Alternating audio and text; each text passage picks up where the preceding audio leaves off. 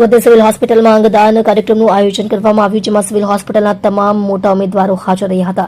આ કાર્યક્રમમાં સિવિલ કર્મચારીઓને ધાબળાનું વિતરણ કરવામાં આવ્યું હતું. અંગદાન કાર્યક્રમમાં હાજર રહેલા ઉમેદવારોએ અંગદાનના મહત્વ વિશે જણાવ્યું હતું અને લોકોને અંગદાન કરવા માટે પ્રોત્સાહિત કર્યા હતા. આ કાર્યક્રમમાં સિવિલ હોસ્પિટલના કર્મચારીઓએ પણ ભાગ લીધો હતો અને અંગદાનના મહત્વ વિશે જાગૃતિ ફેલાવી હતી. નમસ્કાર દર્શક મિત્રો, આજે આપણા સરના માનનીય એવા શ્રી દિલીપ દેશમુખ દાદાની નો જન્મદિવસ છે, જે અંગદાન ચેરિટેબલ ટ્રસ્ટના પ્રમુખ બી છે અને એમને જે રીતે સમાજમાં અંગદાન વિશે જાગૃતિ ફેલાઈ છે તથા જે બ્રેઇન ડેડ વ્યક્તિઓ હોય એને અંગદાન માટે જે પ્રેરિત કર્યા છે, સુરત સિવિલની હોસ્પિટલની ટીમ આજે એમનો બર્થડે સેલિબ્રેટ કર્યો છે. આપણે જેટલા બી આપણા સર્વન્ટ સ્ટાફ છે, અધર સ્ટાફ છે, એ બધાને કંબલ આપીને એમનું સન્માન કર્યું છે.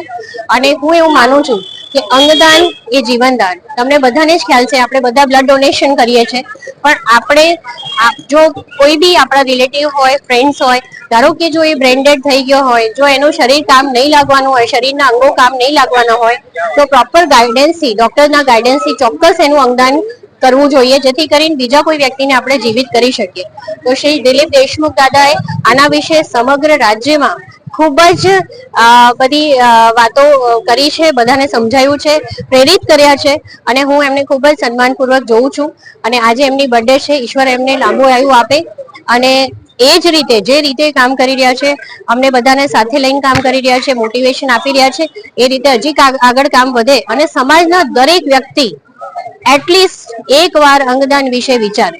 હું એમ નથી કહેતી કે કમ્પલસરી આપો, પણ જો તમે એ સિચ્યુએશનમાં હો કે જ્યારે તમારું બોડી અને તમારા અંગ તમને જ કામ નથી લાગવાના, તો શું કામ મળતા પહેલા કોઈને અંગદાન નહીં કરવું? શું કામ મળતા પહેલા કોઈને જીવનદાન આપીને ન જવું? તો આ મારા થોડા પ્રશ્નો છે, વિચારજો આના વિશે અને ચોક્કસ તમને એવું લાગશે કે નહીં, જો મારાથી કોઈને દાન થઈ શકતું હોય. પૈસાનું દાન આજે મહત્વનું નથી. પૈસાનું દાન બધા જ કરે છે, વસ્તુઓનું દાન બધા જ કરે છે, પણ મોટું દાન એ છે કે તમે તમારા અંગોનું દાન કોઈને કરો, જેથી કરીને કોઈને જીવન મળે. ધન્યવાદ.